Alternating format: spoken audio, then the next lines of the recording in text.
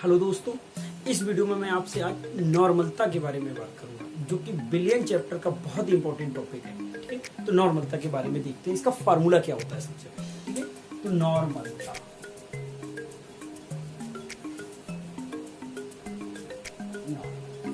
इसे इंग्लिश में कहते हैं नॉर्मलिटीज। ठीक है, ध्यान रखेंगे आप इसके लिए फार्मूला होता है बिलियन पदार्थ के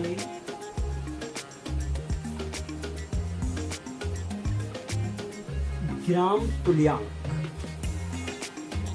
बटे बिलियन का आयतन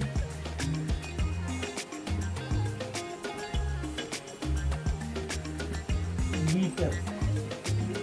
ये नॉर्मलता का फॉर्मूला होता है, जिससे इसकी डेफिनेशन भी लिखी जाती है। जैसे मैं यहाँ पे इसकी डेफिनेशन को अगर दे दूं तो 1 लीटर बिलियन में किसी विलेय पदार्थ के जितने ग्राम तुल्यांक उपस्थित होते हैं उसे उस बिलियन की नॉर्मलता कहते हैं, और इसे n से रिप्रेजेंट करते हैं। ठीक है, n से, इसे n से रिप्रेजेंट करते हैं तथा इसका मात्रक ग्राम तुल्यांक प्रति लीटर, या इसे ता हटा दो, इसका यूनिट बन जाएगा। यह नॉर्मल होता है। ठीक है, नॉर्मल, इसे कैपिटल N भी लिख सकते हैं, यह नॉर्मल होता है। ये तो नॉर्मलता की डेफिनेशन होती है, बट इसके एक बात आती है इसमें, ये तो समझते हैं, बट ग्राम तुल्यांक क्या होता है, इसके अंक के प्रश्न करने हैं आपको। तो ग्राम तुल्यांक निकालना आपको बहुत अच्छे से आना चाहिए। ठीक है, तो ग्राम तुल्यांक पे थोड़ा सा वर्क करूंगा, फिर इसमें इसके अंक के प्रश्न भी लिख लूंगा। तो ग्राम तुल्यांक बराबर आपके लिए क्या होता है, एक फॉर्मूला होता है ग्राम तुल्यांक बराबर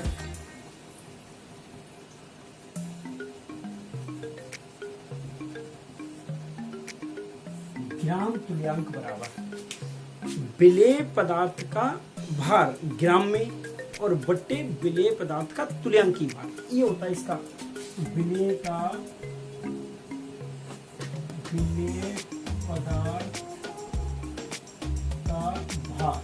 ठीक है, विलेय पदार्थ का भार ग्राम में बटे तुल्यांकी।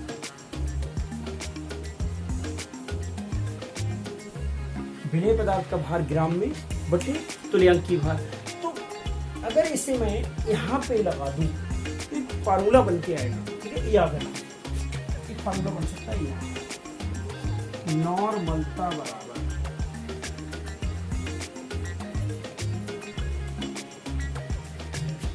विलेय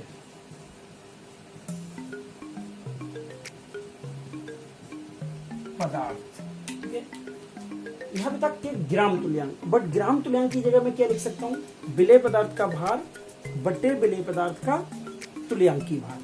तो जब ये लिख सकता हूँ तो हो सकता है विलेय पदार्थ का भार ग्राम में, ठीक है, बटे विलेय पदार्थ का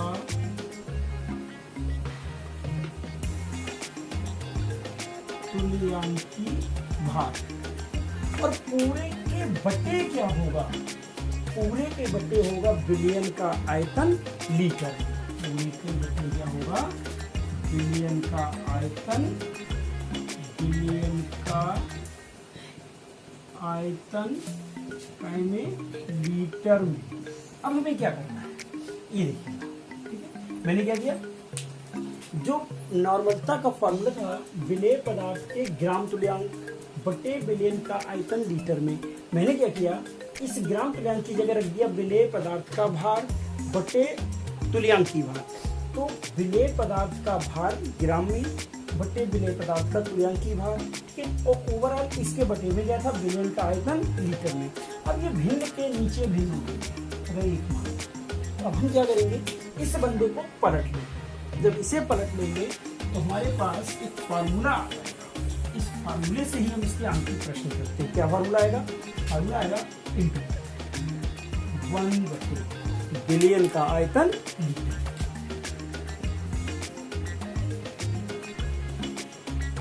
बिलियन का आयतन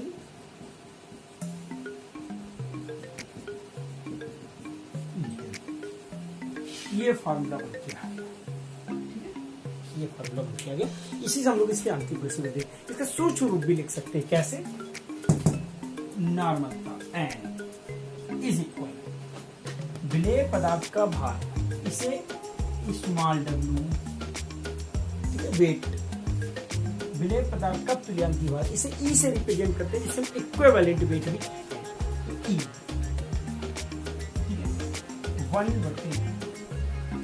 बिलियन का आयतन लीटर में, इस बी से रिप्रेजेंट,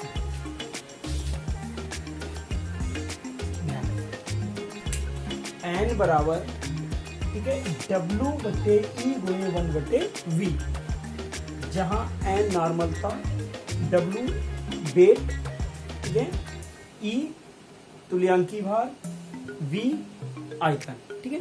अब इससे हम लोग क्या करते हैं, इसमें सबसे ज्यादा आपको टफ क्या पड़ेगा, वो पड़ेगा E काउंट करना, ठीक है। E कैसे निकालते हैं, इसके लिए आपको कुछ सूत्र की मदद लेनी पड़ेगी। जैसे किसी अम्ल का जो तुल्यांकी भार निकाला जाता है उसके लिए अलग फार्मूला होता है, किसी क्षार का तुल्यांकी भार निकाला जाता है उसके लिए अलग फार्मूला होता है, किसी लवण का तुल्यांकी भार निकाला जाता है उसके लिए अलग फार्मूला होता है। चलिए आइए इस पे बात करते हैं।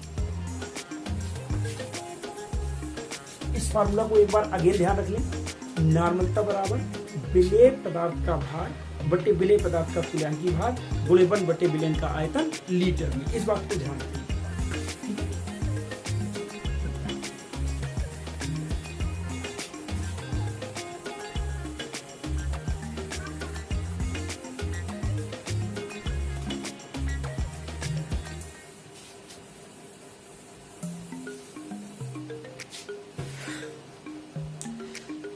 आपके लिए कितनी मेहनत कर रहा हूँ भाई, पता है?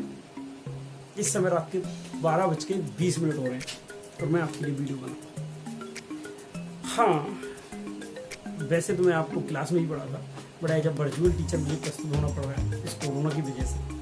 और आई थिंक मुझे नहीं लग रहा कि अभी लॉकडाउन इतनी जल्दी ओपन हो पाएगा, आपकी क्लास प्रॉपर लग पाएंगे।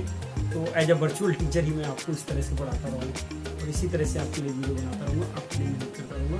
बट आप एक बात ध्यान रखिए, एक बहुत ही बड़ी आपदा है, ठीक है, और आपदा को अवसर में बदलना है आपको। इस बात का मतलब आपदा को अवसर में, ये नहीं कि लॉकडाउन है सर, पढ़ाई ठप पड़ी है, हम क्या करते हैं, एक्सक्यूज कोई भी नहीं देना है आपको, तो मेहनत करनी है आपको, ठीक है। मैं आपके साथ हूँ, अगर कोई प्रॉब्लम है आप मुझे कमेंट बॉक्स में लिखिए, मैं उसका हल करूँगा। फोन करिए, नंबर मेरा आपके पास में, ठीक है। कोई भी अगर न्यूमेरिकल नहीं हो रहा है आप फोन करिए, मैं 24 आवर्स आपके लिए फ्री हूँ, कंप्लीट। चलिए आगे बात करता हूँ तुल्यांकी भार। जैसे अम्ल,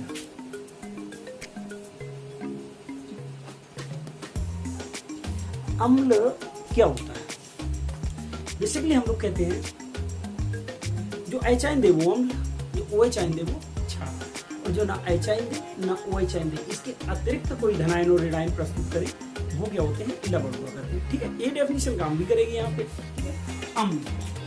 अम्ल H आयन देते हैं, तो इसी से इसका तुल्यांकी भार काउंट किया जा सकता है। कैसे? तुल्यांकी भार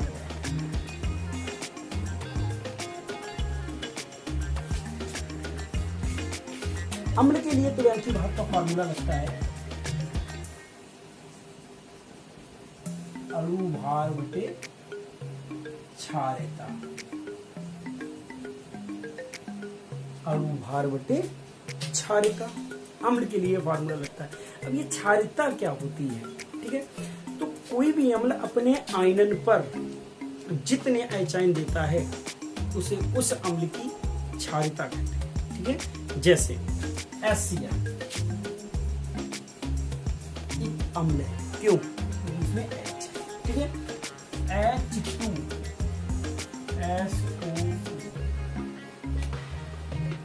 HNO3, ठीक है। CH3COOH, ये सब के सब अम्ल है क्योंकि ये H आयन देते हैं, ठीक है। अब अगर मैं बात करूं इनके तुल्यांकी भार कैसे काउंट किए जाएंगे, तो तुल्यांकी भार निकालने से पहले आपको इनके अणुभार अच्छे से निकालने आने चाहिए। अणुभार कैसे काउंट किए जाते हैं, ठीक है। फिर इसके बाद इसमें एक फैक्टर जो लग रहा है क्षारता, ये कैसे इसमें से काउंट होगी वो मैं आपको यहाँ पे बता देता हूँ। HCl। यहाँ पे देखिए, अगर इसे मैं ब्रेक करूंगा तो यहाँ से कितना H मिलेगा आपको? 1 मिलेगा। इसकी क्षारीयता कितनी हो जाएगी? 1। ठीक है, यहाँ से कितने मिलेंगे? 2। तो क्षारीयता कितनी हो जाएगी इसकी? 2। ठीक है, यहाँ से कितना मिलेगा? H 1। इसकी क्षारीयता कितनी होगी? सर 1। ठीक है, यहाँ से कितना H मिलेगा? सर 3 और 1 4। क्या ऐसा है? क्या ऐसा है? एसीटेट अपने आयनन पर 4 H आयन देता है? नहीं। ठीक है, ये आपने कहाँ पढ़ा है? मूलक में पढ़ा होगा, जहाँ पे आप प्रैक्टिकल पढ़ते हैं। ठीक है, अगर इसका आयनन करते हैं तो केवल 1 H आयन मिलता है।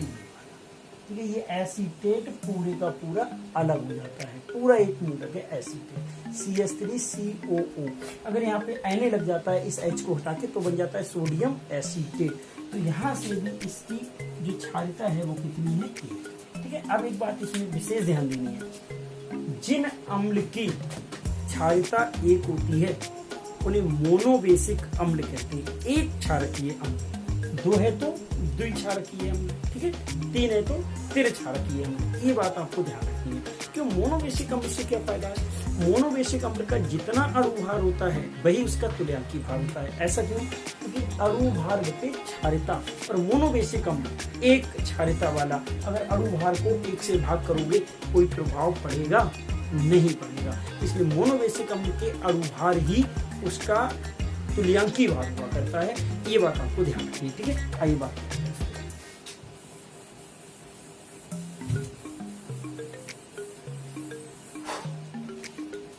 अगर मैं आपसे बात करूं HCl के बारे में। ठीक है, तो HCl का तुल्यांकी भार कौन करता हूं? E बराबर HCl।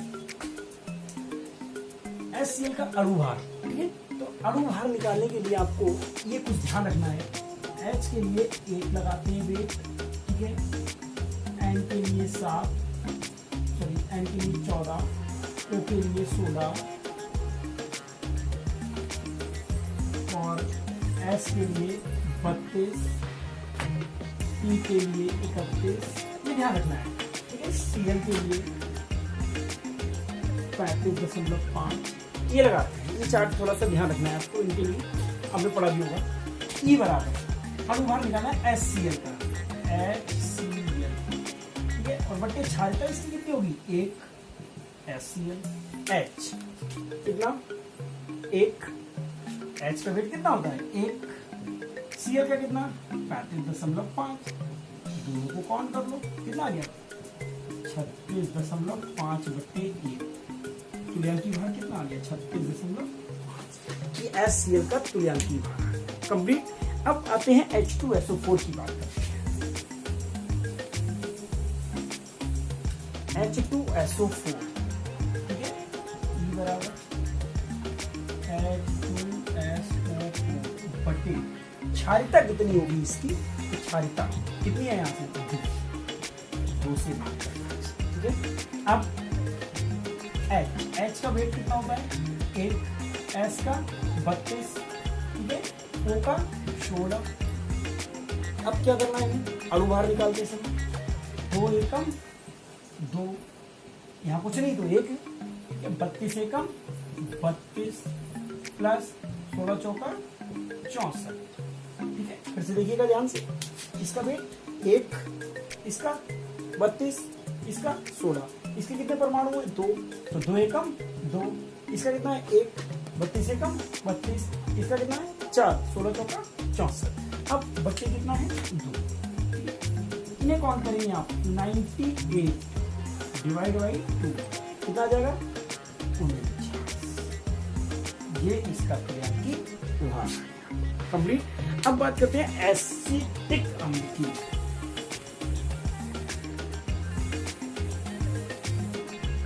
एसिटिक अम्ल के केस की बात करें तो एसिटिक अम्ल में क्या होता है? CH3COOH। अगर इसकी बात करूं ये कितने H आयन देगा? 1 H आयन देगा, तो कितने से भाग करेंगे? 1 से। इसका मतलब मोनोबेसिक अम्ल है, इसका जितना अणु भार होगा वही इसका क्या होगा? तुल्यांकी भार। तो कौन करते हैं इसके लिए? ठीक है, कितने कार्बन है? कार्बन का कितना होता है?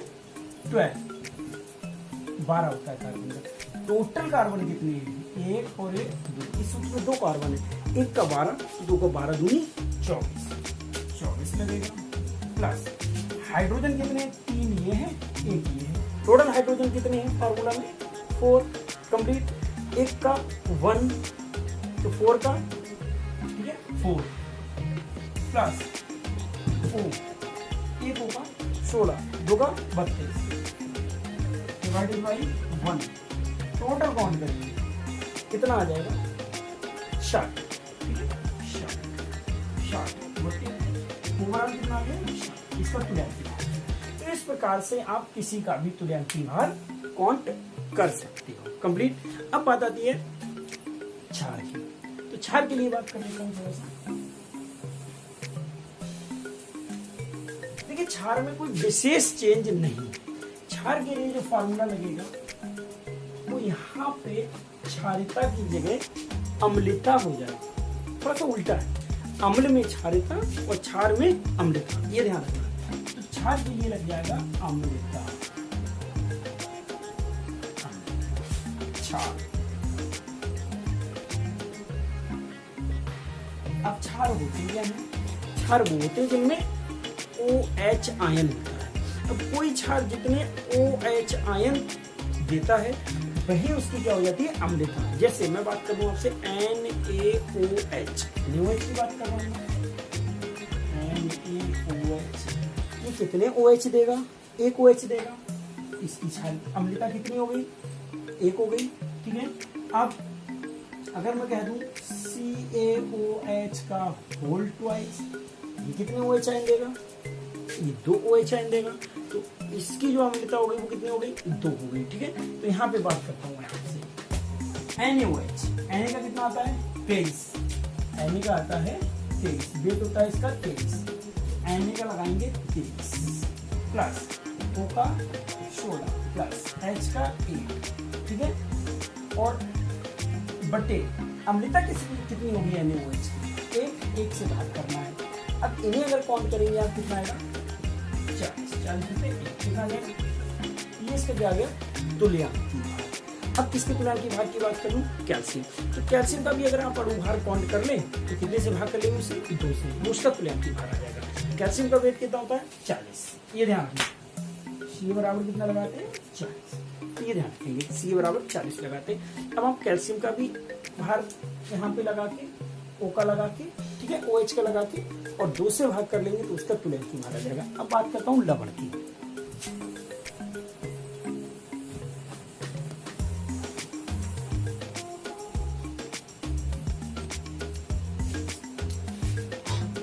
लवण की तुल्यांकी भार के लिए यहाँ पे आता है संयोजकता।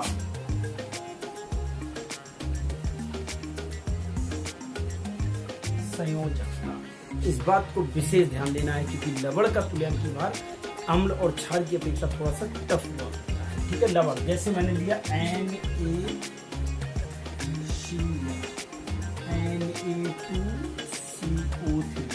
ये मैंने 2 लवण लिए हैं, तो ये बहुत ही इंपॉर्टेंट लवण है, इन्हीं पे बात करूंगा। यहाँ से अगर बात करूंगा तो इसका जब मैं तुल्यांकी भार काउंट करूंगा NaCl का, तो सबसे पहले तो इसका अणुभार काउंट किया जाएगा। यहाँ पे Na का अणुभार कितना आता है 23 आ गया, प्लस Cl का परमाणु भार कितना होता है 35.5 बटे। बात आती संयोजकता की, तो मैं आपको बता दूं कोई भी फॉर्मूला बनता है ना तो उसमें धनायन और ऋणायन की संख्या सदैव समान होती है। जैसे यहाँ पे मैं बात करता हूँ आपसे Na, यहाँ पे प्लस, यहाँ पे क्या होता है, तो यही किसी आयन पर उपस्थित आवेश की मात्रा उसकी संयोजकता कहलाती है, ठीक है।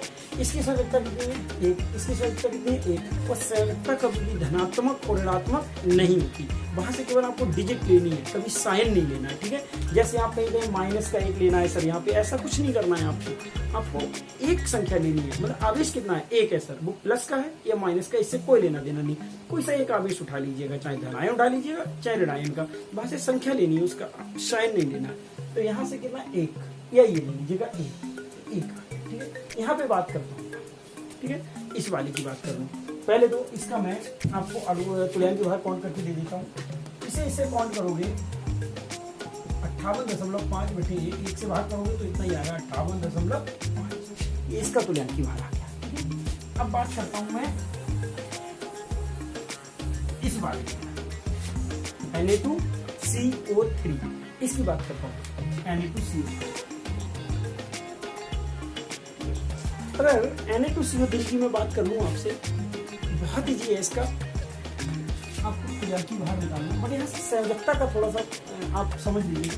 यहाँ पे अगर मैं इसे डिवाइड करूँ, इस पर मैंने आगे से बताया था प्लस, डबल माइनस कार्बोनेट, ठीक है, CO3। अब यहाँ पे तो सर 2 है, यहाँ 1 है, नहीं यहाँ भी 2, ये कितनी है 2, Na कितने हैं 2, तो 2 एकम 2 प्लस भी कितने हो गए 2 हो गए, ठीक है, माइनस तो 2 है, बट यहाँ पे ये मत कर देना 3 दूनी 6, क्यों, क्योंकि कार्बोनेट पूरा मूलक होता है, कहीं कॉन्ट होता है तो CO3 कॉन्ट होता है। जैसे आपका कहीं SO4 होता है तो ये कभी भी किसी से मल्टीप्लाई नहीं करता, ये कब मल्टीप्लाई कर सकता है SO4 जब इस तरह से होल थ्राइस, ठीक है, डबल माइनस होता है, डबल माइनस यहाँ नहीं होता है 4 दूनी 8 नहीं होता, इस पे डबल माइनस ही काउंट होता है। तो जब होल ब्रैकेट आती है अब हो सकता है सर 3 दूनी 6, अब 6 आ सकता है, ये ध्यान रखना। तो फिर इसी प्रकार से यहाँ पे भी कितना आवेश है 2, यहाँ पे भी कितना 2, मतलब इसकी संयोजकता कितनी हो गई 2। अब कौन करते हैं Na2, Na का वेट कितना होता है 23, 23 दूनी 40 प्लस कार्बन बोलो 12 प्लस ऑक्सीजन 16 और 16 तिया 48। आवेश को कौन कर सकते हो, संयोजकता को नहीं, 16 तिया 48 बटे कितने से भाग करना है सर 2 से, ठीक है। अब इसे ऐड करो,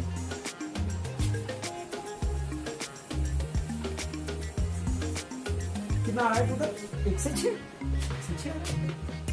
10 से 8 2 10 6 16 के 6 से लगा 1 4 4 8 और 9 1 10 और बटे 2 पंजे 10 2 3 6। ये तो रहा तुल्यांकी भार पॉइंट करना किसी का भी। एक बहुत इंपॉर्टेंट फॉर्मूला है, ये अम्ल है, उसके बारे में जरूर बताना चाहूंगा मैं आपको, जिसे हम ऑक्जेलिक अम्ल कहते हैं। उसमें बहुत सवाल आते हैं। ऑक्सेलिक अम्ल या ऑक्जेलिक अम्ल, इसका फार्मूला होता है C2H2O4 × 2H2, ठीक है, ये फार्मूला होता है। इसे हम लोग ऐसे भी लिख सकते हैं COOH × 2H2, ये अम्ल है। ध्यान रखेंगे इसमें क्रिस्टलीय जल होता है, इसे भी काउंट करते हैं हम लोग अणुभार निकालते समय। और यहाँ से कितने H मिलते हैं हमारे लिए 2, अर्थात इस अम्ल की क्षारीयता कितनी है 2। बट इसका जब अणुभार काउंट करना है, अणुभार को कितने से भाग करना है 2 से, अणुभार कैसे काउंट करना है उस पर ध्यान देता हूँ, ध्यान रखना है आपको। इसका कितने कार्बन है टोटल, यहाँ पे 2 कार्बन है, तो एक कार्बन का 12, ठीक है, H के O का 16। अब यहाँ पे इसकी बाद में बात करता हूँ मैं भी आपसे, ठीक है, काउंट करते हैं पहले इसके लिए। देखिए अणुभार काउंट कर रहा हूँ, E बराबर अणुभार 12 दूनी 24 प्लस 2 एकम 2 प्लस 16 चौका 64, ठीक है। अब प्लस यहाँ तक तो हम लोग काउंट करके आ गए। आगे की बात करता हूँ, तो जल के पूरे का लगा दो। जल का अणुभार कितना होता है 18, कैसे 2 एकम 2, तो इसका कितना होता है 16 और 2 18। बट अगर जल का पूरा लगा दिया 18 तो कितने से गुणा इसे 2 से, 18 दूनी 36 कंप्लीट। और बट्टे कितना आएगा, मैंने बताया था आपको 2 H मिलता है। टोटल को काउंट कर लो, 6 4 10 2 12 और 4 16 16 के 6 हासिल लगा 1, ठीक है, 2 6 और 2 8 8 और 3 11 और 1 हासिल का कितना हो गया 12 बटे 2 2 6 12 2 3 6 कितना आ गया 63। अर्थात इसका अणुभार कितना आया आपके लिए, अणुभार मिला 1 से 26 और 2 से भाग करने पर तुल्यांकी भार कितना आ गया 63। अब ध्यान रखना है आपको, ऑक्सिलिक अम्ल का तुल्यांकी भार कितना होता है सर 63, अणु भार कितना होता है सर 1 से 26, ये ध्यान रखना है, ठीक है। अब इससे रिलेटेड आपको मैं न्यूमेरिकल कराता हूँ, ठीक है। उसके लिए देखिए पहला अंकित प्रश्न लेता हूँ मैं आपकी, इसी बुक का है एक अंकित प्रश्न, 4 ग्राम कास्टिक सोडा। अब आपको एक बात ध्यान रखनी है, कोई भी प्रश्न करने से पहले एक बात देखनी है आपको कि दिया क्या है फिर फाइंड क्या करना है हमारे लिए, ठीक है, ये ध्यान रखना। तो 4 ग्राम कास्टिक सोडा हम लोग कहते हैं NaOH को, 4 ग्राम कास्टिक सोडा। तो वेट W कितना है 4 ग्राम। 4 ग्राम कास्टिक सोडा को कितने ग्राम 100 मिली जल में, 100 मिली तो आयतन दे रखा है 100 मिली जल में घोला गया, ठीक है। तो प्राप्त विलयन की नॉर्मलता की गणना कीजिए। तो जो विलयन प्राप्त हो रहा है इनके लिए उसकी क्या ज्ञात करने वाली है नॉर्मलता। सबसे पहले घोला कौन गया है तो NaOH, तो नॉर्मलता निकालने के लिए हमें इसके तुल्यांकी भार की आवश्यकता होगी। तो तुल्यांकी भार सबसे पहले लिख लेते हैं लोग। तुल्यांकी भार कैसे निकालते हैं, E बराबर, ठीक है, ये हमारा एक फार्मूला हुआ करता था, E बराबर अणु भार बटे NaOH। ये कौन है, एक क्षार है, क्षार के लिए क्या लगता है अम्लता। इसकी अम्लता कितनी होगी 1, जब 1 अम्लता होगी तो इसका जो अणुभार होगा वही इसका क्या होगा तुल्यांकी भार। यहाँ से हम लोग केवल इसका क्या ज्ञात कर ले, अणुभार ही ज्ञात कर ले, ठीक है। तो इसका अणुभार ही इसकी क्या हो जाएगा तुल्यांकी भार हो जाएगा। अब नॉर्मलता के लिए एक सूत्र था हमारे पास, N बराबर W बटे E गुणे 1 बटे V, ठीक है। W क्या है वेट 4, तुल्यांकी भार, तो NaOH का अणुभार कितना आएगा 40, और यही इसका क्या आएगा तुल्यांकी भार। तो हमने 40 ले लिया गुणे 1 बटे V कितना है 100 ml, बट ml हमें क्या में लेना होता था यहाँ पे लीटर में। तो इसे कितने से भाग करोगे 1000 से, क्या में कन्वर्ट हो गया लीटर में। तो इसे 1000 को कहाँ ले गए हम लोग ऊपर, यहाँ ना लेके कहाँ लिखेंगे इसे। अब 1 2 3 1 2 3 4 अब इसका एक यूनिट लिखना है आपको, ठीक है। 3 यूनिट लिख सकते हैं आप इसके, एक क्या ग्राम तुल्यांक प्रति लीटर, एक ता हटा दो नॉर्मल लिख दो, या इसके आगे क्या बना दे केवल कैपिटल N। तो ये इसका अंतिम प्रश्न हो गया। अब आपको क्या होगा, इसी तरह से इस वाले फार्मूला से आपके न्यूमेरिकल होंगे, ठीक है। न्यूमेरिकल में क्या करना है आपको, सर्वप्रथम या तो ये पूछ लेगा, तो ये और ये दे रखा होगा आपको, ठीक है। ये तो मोस्टली नहीं दिया होता, ये तो आपको काउंट करना है, फार्मूला देख के आप निकाल सकते हो कि अम्ल है लवण है या क्षार है, उसके तुल्यांकी भार निकालना मैंने आपको सिखाया है। ये दे रखा होगा, ये दे रखा होगा तो ये पूछेगा, अगर ये दे रखा होगा, ये दे रखा होगा तो ये पूछेगा। अब इन्हीं में आपको इन्हीं तरह के क्वेश्चन मिलेंगे, ठीक है। अब आगे के जो भी क्वेश्चन है वो आप सॉल्व करके देखना, अगर नहीं होते हैं तो नेक्स्ट वीडियो में केवल 9 अंक के क्वेश्चन पे ही बना दें।